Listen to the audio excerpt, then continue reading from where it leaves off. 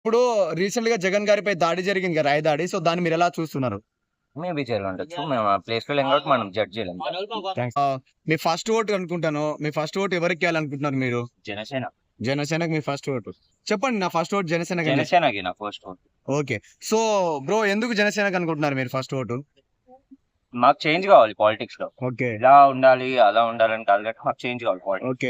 గతంలో ఇప్పుడు మనము చంద్రబాబు నాయుడు గారి పరిపాలన చూశారు కదా. హ్మ్. సో ఆ పరిపాలనలో చూసుకుంటే మీకు కరెంట్ బిల్లులు 500 అలా వచ్చేది. హ్మ్. కానీ ఇప్పుడు జగన్ గారి పరిపాలనలో చూసుకుంటే 15 నుంచి 2000 వస్తుంది కదా. దాన్ని మీరు ఎలా చూస్తారు?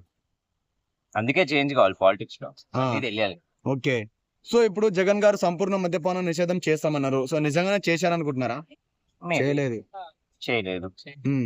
ఎందుకు చేయలేదనుకుంటున్నారు? మాకు తెలీదు దాని ఓకే బ్రో. సో ఇప్పుడు వాలంటరీ వ్యవస్థ ఉంది గదా. సో జగన్ గారు వస్తే వాలంటరీ వ్యవస్థని బానిసలా వాడుకొని 5,000 ఇచ్చారు.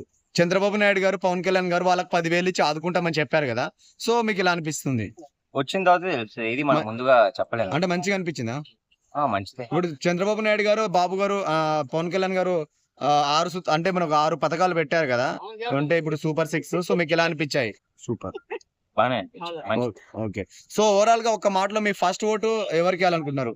జై జనసేన, జై పవన్ కళ్యాణ్. బ్రో, ఎలక్షన్స్ ఉన్నాయి. మరి ఏ పార్టీ గవర్నమెంట్ ఫామ్ చేస్తే బాగుంటుంది అనుకుంటున్నారు మీరు?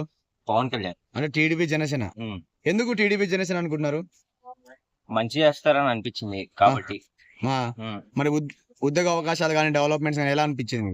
చంద్రబాబు నాయుడు ముందు తెలంగాణలో డెవలప్ చేశారు కాబట్టి ఆయన 10 years ముందు కూడా చేశారు కాబట్టి తను చేస్తారేమో అని నమ్మకం. ఓకే. So change. ఓకే. ఇప్పుడు